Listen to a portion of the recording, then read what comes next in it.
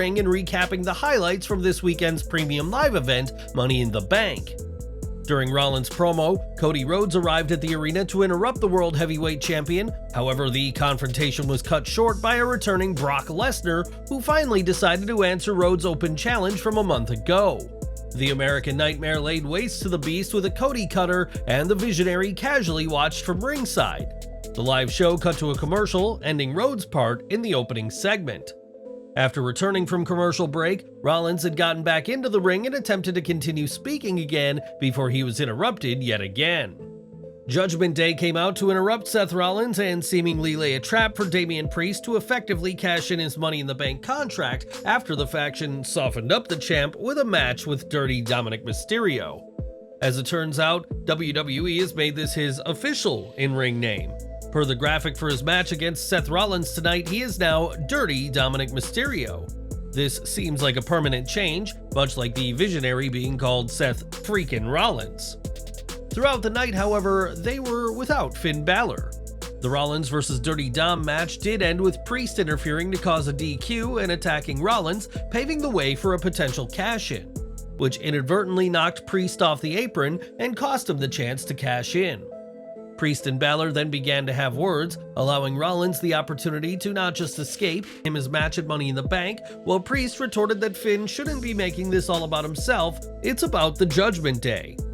Kevin Patrick on commentary gave the final call of the night to reiterate that the Judgment Day is in turmoil.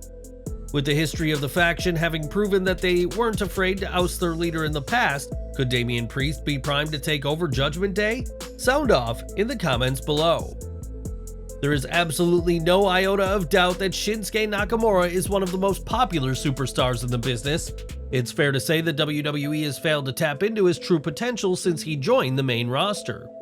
Nakamura's losing streak continues on WWE Raw with 3 consecutive defeats. He was defeated by Bronson Reed on June 19, 2023, Ricochet on June 26, and Damian Priest on July 3rd. Additionally, Nakamura also suffered a loss at Money in the Bank. The King of Strong Style's losing streak is becoming a matter of concern for his fans, and if Triple H and WWE continue to book him for losses, Nakamura, as a brand, will lose credibility and get buried. This could pose a liability for the promotion in the long term. So far, the artist has secured the Intercontinental Championship and the United States Championship twice, and the Tag Team Championship once.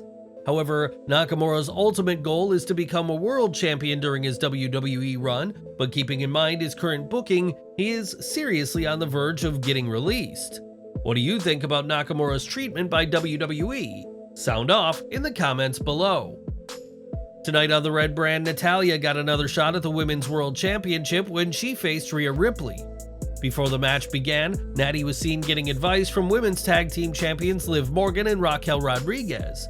The veteran's recent form has seen her question herself as a performer. However, Natalya was ready for Rhea tonight as she took the fight to the Women's World Champion by attacking her during her entrance. The two women put on an amazing hard-fought battle that showed that Natalya still belongs in WWE. The Eradicator was bleeding heavily when her frog splash was countered by Natty's boots to her face. Despite her valiant efforts, Natalya came up short against the Eradicator, who finished her with her signature move, the Riptide. Following the victory, Rhea continued to viciously assault a defenseless Natalya. Liv Morgan and Raquel Rodriguez wasted no time in coming out to Natalya's defense, and they chased away Mommy from the ring. Considering that Rhea recently warned Raquel Rodriguez about getting into her business, this could be the start of a new rivalry. As you probably know, Drew McIntyre returned to WWE for the first time since WrestleMania 39 at Money in the Bank, confronting Imperium leader Gunther. McIntyre's return came after rumors of a supposed contract dispute, one that Triple H vehemently denied in the post-show press conference. On the latest episode of Raw, Matt Riddle defeated Giovanni Vinci only to get assaulted by Ludwig Kaiser immediately after. The Scottish Warrior made an appearance, his first on Raw since January 2nd, 2023, and saved the King of Bros. He then had a face-to-face with Gunther, who he is expected to square off against at SummerSlam 2023, picking up right where he left off after falling short at WrestleMania 39. The ring general is just 2 months away from breaking the Honky Tonk Man's record as the all-time longest reigning Intercontinental Champion, so it'll be interesting to see if WWE pulls the trigger on McIntyre before the record is broken. Post-match, Riddle thanked Drew McIntyre backstage and suggested that they face Imperium in the Scotsman's first match since being drafted to Raw. He agreed, but they went out to get some pints in Baltimore first. What are your thoughts on Drew McIntyre potentially facing Gunther at SummerSlam 2023? Sound off in the comments section below. More news from Raw as Ronda Rousey took the opportunity to confront Shayna Baszler about her actions at Money in the Bank. While Rousey made her entrance first, it was Baszler who captivated the crowd as the new fan favorite, completely overshadowing Rousey. Baszler wasted no time, opening with a powerful statement, "I think I speak for everyone when I say we're tired of hearing you on the microphone," which earned thunderous cheers from the audience. Rousey insisted that Baszler owed her an apology, but Baszler turned the tables, expressing that her only apology should be to everyone else for introducing Rousey to the wrestling business. The verbal exchange escalated into a physical confrontation, culminating in Baszler's dominant display. She delivered a resounding running knee to Rousey, leaving her in the ring and making it clear that their rivalry was far from over. In a fit of frustration, Rousey shouted at Baszler that their story wasn't finished yet. There are rumors that the two intense competitors will face off at SummerSlam, and it's believed that Rousey will lose the bout and leave WWE afterwards. Becky Lynch came to WWE Raw tonight to challenge her former tag team partner Trish Stratus for a fight, and shortly after, the Hall of Famer showed up on the entrance sporting a hat and alongside Zoe Stark. Trish lifted her hat to reveal her protective face covering, causing Lynch to burst into laughter. The veteran blamed Lynch for breaking her face at Money in the Bank. Trish avoided Lynch's challenge and announced that she would face Zoe Stark on WWE Raw next week. During the latter match, the former women's champion endured numerous bumps and even shared a photo on Instagram showcasing a minor injury to her nose.